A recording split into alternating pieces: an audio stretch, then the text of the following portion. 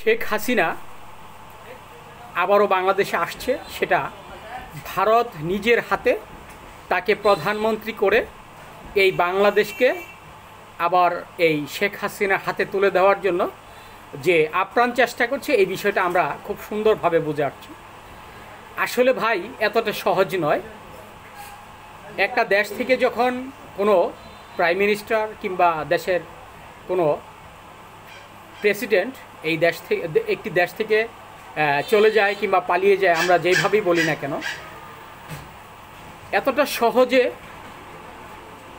আবার দেশে প্রত্যাবর্তন করে এই দেশের হাল ধরার মতো যে সাহসিকতা, আসলে এটা খুব পৃথিবীর অনেক দেশেই এরকম হয়েছে, কিন্তু হাল ধরতে পেরেছে এই বিষয়টা আমরা আমাদের ইতিহাসে নেই।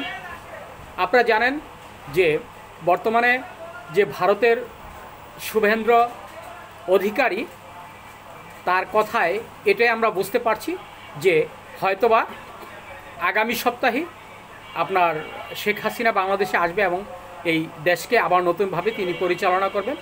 এটা কিন্তু যারা একেবারে নির্বোধ রয়েছে, যারা বোকাশোকা মানুষ, তারা হয়তোবা এই স্বপ্নটা দেখতে পারে। আসলে এই স্বপ্নটা দেখার অধিকার হয়তো আওয়ামী লীগের এবং তাদের অঙ্গ সংগঠনে রয়েছে, কিন্তু বাস্তবে কতটা এই বিষয়টা হতে পারে, এই বিষয়টা কিন্তু একেবারে কল্পনা অতীত। আমরা যখন আপনারা দেখি যে ভারতের মিডিয়াগুলো শেখ হাসিনাকে নিয়ে একেবারে স্বপ্নের চূড়ায় নিয়ে যায়। ডক্টর আবুল কালাম আজাদ একটি কথা বলেছিলেন যে স্বপ্ন এটাই যা আমরা, যেই স্বপ্নগুলো আমাকে ঘুমাতে দেয় না।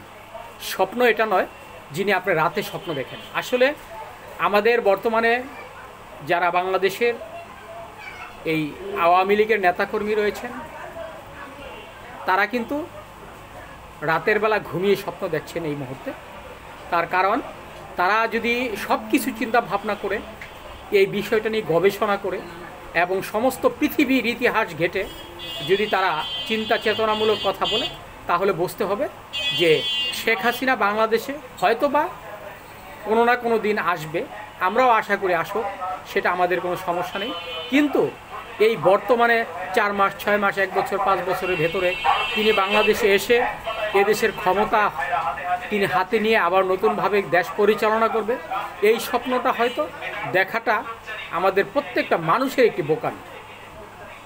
তার কারণ এই আপনার শুভেন্দ্র অধিকারীর মতো যদি মূর্খ লোক হয়, তাহলে জিনিসটা বুঝতে পারে। আসলে ভাই এতটা সহজ নয়।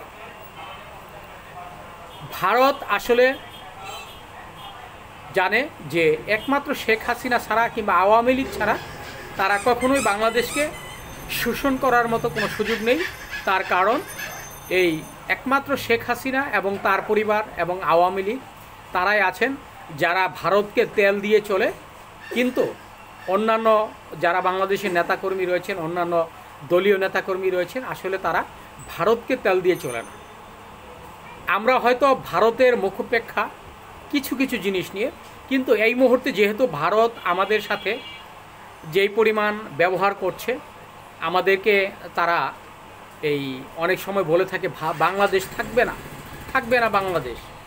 আসলে তাদের মিডিয়াগুলো এতটাই ঝোকার, এতটাই নির্বোধ এবং এতটাই অহংকারী, যে অহংকারটা তাদেরকে পৃথিবীর ইতিহাস ভুলিয়ে দিয়েছে। আসলে ইতিহাস এমন একটি বিষয় যে ইতিহাস থেকে শিক্ষা নেওয়া উচিত। আপনি একটা কিছু করে ইতিহাস তৈরি করবেন এই দুঃসাহসিকতা কারণেই, কারণ আপনার কাছ থেকে ইতিহাস শিক্ষা নিবে। কারণ আপনি যা করবেন সেটা ইতিহাস হয়ে থাকবে, পরবর্তী প্রজন্মগুলো আপনার কাছ থেকে সেটা শিখবে। আপনার যে ভুলগুলো, যেই ভালো কাজগুলো, এগুলো থেকেই ভবিষ্যৎ প্রজন্ম শিখবে। আসলে আমাদের যে ভবিষ্যৎ প্রজন্মটা এই মুহূর্তে আমাদের সামনে দাঁড়িয়ে রয়েছে, তারা হয়তো ভবিষ্যতে চিন্তা করবে যে শেখ হাসিনার কিছু ভুল, আওয়ামী লীগের কিছু ভুল, আওয়ামী লীগের কিছু নেতাকর্মীর যে এই ফালতু কমেন্টস এবং আলোচনা, এবং তাদের কিছুটা দুঃসাহসিকতা সব কিছু মিলে একটা ইতিহাস সৃষ্টি হয়েছে। এই ইতিহাস সৃষ্টির থেকে বাঙালি হয়তো ভবিষ্যতে কিংবা আমাদের বর্তমান প্রজন্ম ভবিষ্যতে তাদের কাছ থেকে এই ইতিহাস থেকে শিক্ষা নেবে, এটাই আমরা জানি। কারণ আমরা মনে করব যে এখন ভারত যেভাবে লাফালাফি করছে, যেভাবে বাংলাদেশকে হ্যায় প্রতিপন্ন করার চেষ্টা করছে, এটা হয়তো এক সময় তারা বুঝতে পারবে যে বাংলাদেশ আসলে কোনো দুধের শিশু নয়। বাংলাদেশে অনেক ব্রেনি মানুষের জন্ম হয়েছে, অনেক বিজ্ঞানীর জন্ম হয়েছে, অনেক রাজনীতিবিদের জন্ম হয়েছে, অনেক কলা কৌশলীর জন্ম হয়েছে, অনেক শিক্ষাবিদের জন্ম হয়েছে। এই জন্মের যে একটা ধারাবাহিকতা, আমি মনে করি আগামী কিংবা ভবিষ্যতে আমাদের অতীতের চেয়েও ভবিষ্যতে অনেক ভালো কিছু আশা করব আমরা ভবিষ্যৎ প্রজন্মের কাছে, এটাই আমরা প্রত্যাশা করি। ধন্যবাদ সবাইকে।